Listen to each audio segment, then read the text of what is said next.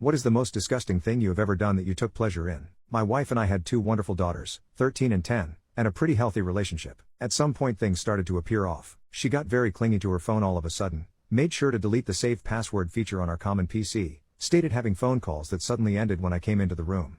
You can probably guess what it was. Now having 15 years of marriage behind us, I was hoping it wasn't what it obviously seemed to be. So one day when she told me she was going to spend some time with the girls, I decided to follow her. Sure enough, I find her driving to a hotel to meet with a guy I will call Steve. To say it was a gut punch was an understatement. I literally cried for an hour straight. After I was done with my self-wallowing phase, I decided the best course was getting even. I thought of several scenarios that may or may not have involved me hurting Steve. Eventually I decided to do things more civilly and more importantly legally, but only just. So the first part of the plan was gathering evidence. I could have just gotten a pie, but I had something better in mind. So one day when my wife was at her job and the kids at school, I installed some small secret cameras and microphones I had bought. Due to the setup of our bedroom, I even managed to get one perfectly overlooking the bed. I didn't however use them while I was at home. So a couple of days pass, when I proposed to my wife that the second to next weekend I should take the girls on a trip and stay a night too. I more often than not was the one cooking. I took a far more active role in raising the girls and showed them a lot more patience and attention. She was usually busy working or drinking, so me going alone with the girls on a trip wasn't that weird. So 2 weeks pass, in which time I get my affairs in order and contact a lawyer to write up a separation agreement that would involve me keeping residents in custody.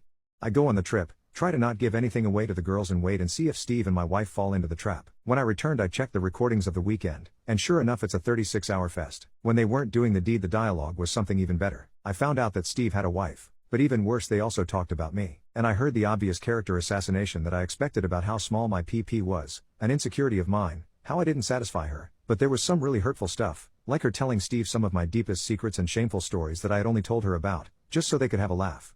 She even told him about my dope story and how I attempted to take my life when I was 16. So at this point I didn't have any doubts on what to do. The next day when the kids left, but before my wife left, I confronted her with the video and told her that either she signs the separation agreement and leaves the house or the girls are going to receive an in-depth explanation of all the positions in which mommy cheated on daddy. I wasn't gonna do that. Just to be clear, I love my daughters too much, but I put the threat there and she was too emotional to realize my bluff. She went through all the stages, denying everything, trying to bargain, threatening me, and getting angry. I let it go through all that stuff. Eventually she signed the paper and she departed that very evening after she told her goodbyes to the girls. I didn't show or tell the girls anything graphic. I was always very honest with them, which is another reason why I was always the favorite parent, so I just said that mommy had been unfaithful.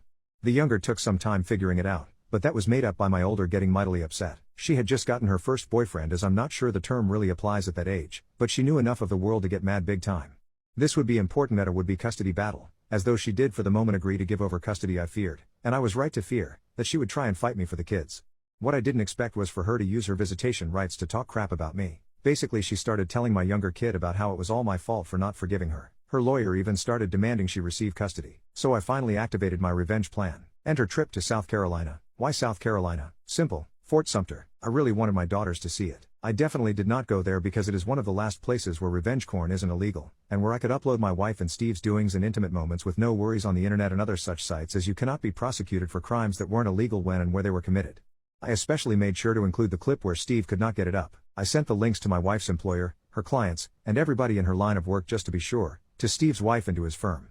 Steve soon got a divorce. I feel sorry for his wife as she was an innocent victim in all of this, but I think it's better that she found out. As for my wife, this was the end of any chance to get custody. She soon got fired from her job of 8 years. I got custody. Yes, due to her being unemployed, I got no alimony, but honestly I make enough money to sustain both me and the girls, so I don't care, and I'm good enough at caring for them and they are old enough to allow me to have a full-time job.